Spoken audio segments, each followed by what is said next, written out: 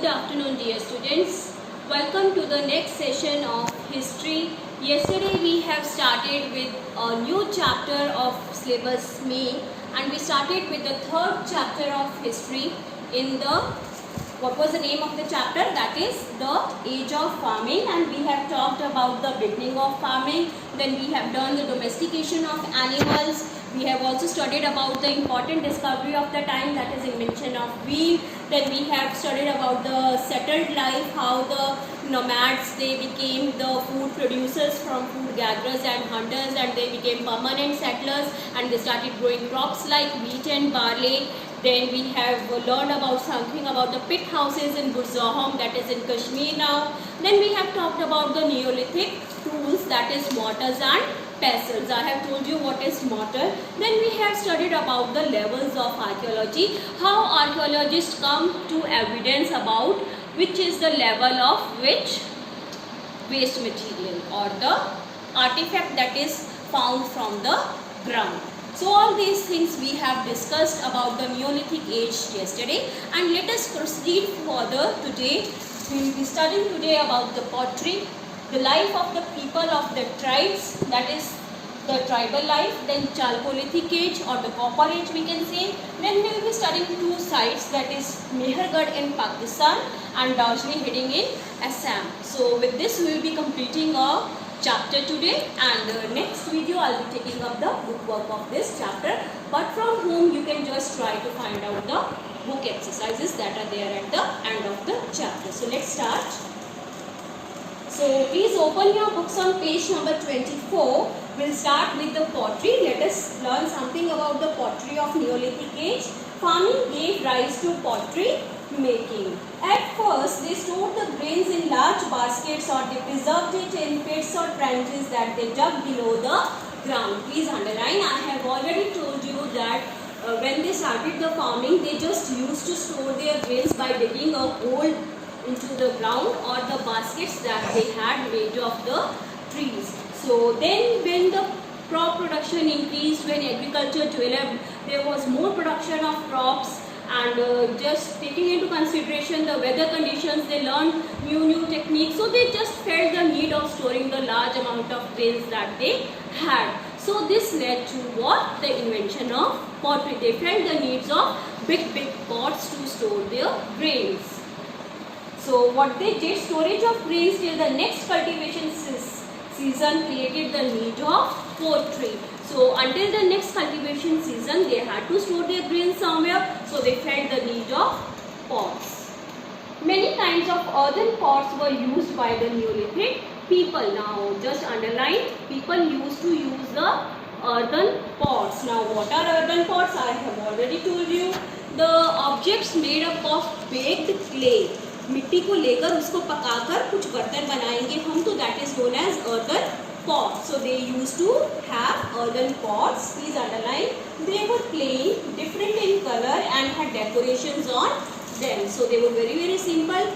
They were of different colors, and then they had some decorations or paintings on the pots to make it attractive. जैसे अगर हम आज की date में बात करें, you use some of the families even use these clay pots, mud pots that we call घड़ा. तो घड़े के ऊपर आप देखोगे they paint with different colors, red, yellow, green, blue, and then they also draw some lines, zigzag curves, flowers. So this gives them a attractive shape. Earthen pots, just see the importance of earthen pots. These are the uses of earthen pots. Number one, they were used to store grains. Please underline. The earthen pots were also used for cooking food. Then पहले के ज़माने में क्या होता था? People, how they used to cook food? They used to cook food in these earthen pots, मिट्टी के बने हुए बर्तनों में. And again that trend is coming because we are considering that aluminium, it is very poisonous for health if we cook food in aluminium utensils, if we cook it in steel. So what are we going after today? Nowadays again in the families, if we see, people have started pushing to these earthen pots, earthen made utensils, the plates, the iron pans, and then you have your even pressure cookers. So all these things are being again coming into existence because the man has again switched on to the traditional uses of the things. Cloth making also started during this age. Please underline important development that happened in this stage is cloth making. Early they used to cover their bodies with animal skin, with the barks of the trees, the leaves of the trees. But now they learned the process of making clothes. They wove clothes using different kinds of materials. So different kinds of materials, maybe silk, they have evolved, they have learned how to extract silk thread from the silkworm, then wool from the sheep. So all these things have been learned by the Neolithic man. Cotton began to be grown during this time. Since they have developed agriculture, so they have also started growing the cotton crop in their field. So if cotton can be grown, they have learned how to make cotton clothes from this cotton. So this way it led to the development of pottery, then the cloth making process, and ultimately many types of new crops like cotton. Then coming to the life of the tribal people, let us see. There is no direct archaeological evidence regarding the customs and practices of the Neolithic people. So we don't have any record for the custom and practices that were followed by the Neolithic people. Anthropologists study the lives of present day farmers who practice simple agriculture and also observe the lives of the herders. So our anthropologists, what they do, they just take into account the lives of the herders. Herders, one who raises the sheep. So they look after their simple practices of the agriculture, the farmers. They made inferences that these farmers and herders lived in groups called tribes. So these people, they lived in groups. I have already told that people never used to wander all alone just to be scared of animals. So he used to wander in group of 20 and 30. But then this, what is a tribe? A tribe is a group of 2 to 3 generations living together at one place and following the same customs, the traditions, the eating habits, the wearing style, the language, dances, songs, music. So they all just follow the same thing. So what is it? The eldest or the strongest was the leader. So please underline in the tribe what happens. The eldest member of the family or the strongest man in the family is the leader of this tribe. So when these Neolithic people lived in groups, that group is known as tribe. And who is a member of this tribe? Obviously the eldest member, as we have in our Indian families also. Usually the eldest member of the family is the leader, and he is basically man only, since it is male dominated society, and he is the strongest of all. Every member of the tribe was assigned a task like making tools or hunting, and it is not like that only that elder or strong person is allowed to do work, but every small and elder member of the tribe was allowed to do the work. They were given the task or the work was divided among various members, like task of hunting and making tools. People exchanged their surplus with others. So since I have told you that it was a group of 2 to 3 generations, so there were so many people involved in this group. So what they did, they just exchanged their goods with the goods of the other people. Supposingly if I have made some tools made of stone and the other person has made a tool made up of copper, so they used to exchange their stone tool and take the copper tool. So this way they exchanged their surplus or the goods, and this system is known as what? Barter system. So this is very important 1 mark question. People exchange their surplus with other surplus, please underline, and this system is known as barter system. When you exchange your product with the product of the other persons, and this is the first system of trade that started in a country, and this system is known as barter system. With this system only we started the trade by using currencies like rupee. Okay, then we have multiple choice questions. Mortars and pestles were 2 very important Paleolithic tools, Neolithic tools, or none of these. Obviously these are 2 important Neolithic tools we have discussed right now. Earthen pots were also used for storing honey. No. Making pottery. No. Cooking food. Yes, for cooking food. So it is option number B. Coming to the Chalcolithic age or the Copper age, let us see now what is this age, why does it came to be known as Chalcolithic age, when does it start and when does it come to an end. Gradually the early humans began to use copper along with the stone tools. So now there was a shift to the use of tools, that is along with the stone tools people have started using the tools made up of metals, that is copper was the first metal to be used by the Neolithic people. This happened around, these underline copper, and then this happened around 6000 years ago, and this period is also known as Chalcolithic age or the copper stone age, starting from year 4000 and ending to 2000 BCE. So this is the small time span of this age, Chalcolithic age. It began in year 4000 years back and lasted for only 2000 years and 2000 years back, and it is also known as copper stone age because both the types of tools were used in this age, stone made tools as well as the copper made tools. That is why we call it as copper cum stone age or Chalcolithic age. Copper came into use since it was stronger as compared to stone, and why they have started using it? Because it was a strong metal as compared to stone. This Chalcolithic age is important since it marks the shift from the use of stones to metals. And why it is important? Because now people have started making the use of metals along with the stones. So there was a shift in use of tools from the stones to metals. That is why this Chalcolithic age is very, very important. Now something about the tribe. Please underline a tribe. What is a tribe? The definition of tribe is given in this yellow paragraph. Please underline. A tribe is a group of 2 to 3 generations, that is PD, living together in small settlements or villages at one point in some village. Hunting, gathering, keep on underlining, farming, herding and fishing are the occupations of tribal people. So what type of jobs are done by them? Hunting, gathering, farming, herding and fishing. Most of the agricultural work is done by the tribal women. Women are engaged with the agricultural work. Women also thresh, husk and grind grains. Then all the activities starting from the growing of the seeds, crops, then ripening, then harvesting, threshing, crushing and grinding of the bales is done by the women of the house. A large herd of animals is led by the men. So men take care of the animals that we domesticate in their house. They are reared by the men. Both men and women clean animals and milk them, make pots, baskets, tools and huts. So these are some of the joint works of men and women. What do? They clean the animals, wash them, then they milk them, and then they also make pots, baskets, tools and huts. They also actively participate in singing. I have told you they have their hobbies just like you and me. So what are their hobbies? Singing, dancing and decorating their huts.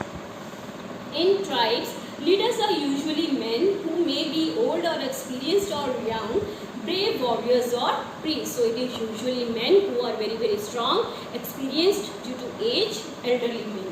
Old women are respected for their wisdom and experience, and then we have honor for the old women in the house because they are very, very experienced.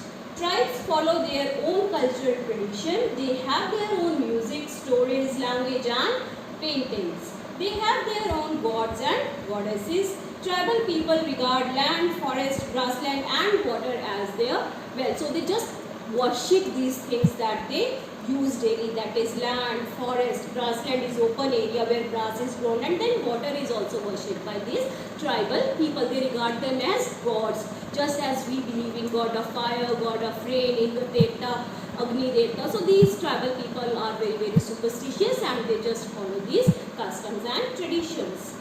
These are shared and used by everybody together. There are no visible differences between the rich and the poor, just as we have variations, the economic differences, the diversity between the rich and poor.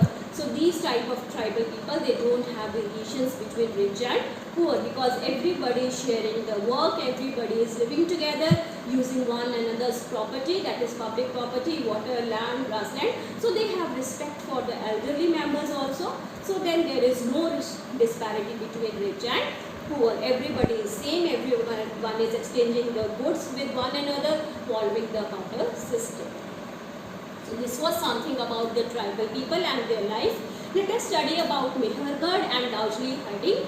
As we have told, these are the two important sites. So something about Mehergarh, what type of houses were there? It was in the form of square, rectangle. Let us see.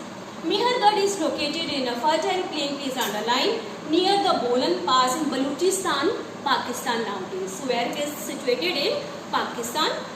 It provided evidences of the earliest agricultural and pastoral communities in South Asia. So it provided a big evidence of the life led by the people in the South Asia.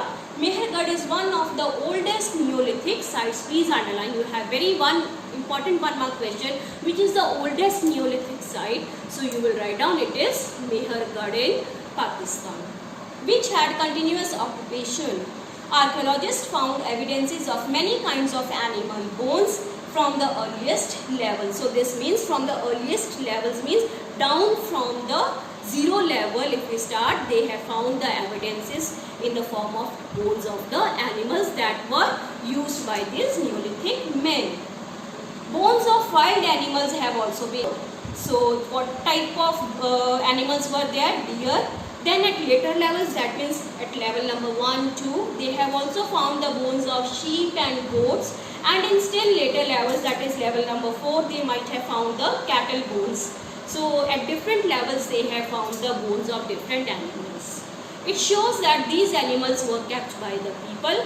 Then rectangular houses are also found at Mehergarh. So archaeologists, they have also found the traces of rectangular houses that were constructed by these Neolithic people. So these type of rectangular houses were constructed by the people of Neolithic age, and especially in Mehergarh we have found this. And just see, they have different what compartments, boxes. It can be 2 compartments, 4 compartments. These boxes are there. Please underline. Also found at Mehergarh, each house consists of 4 or more compartments. Some sections may also have been used for storage.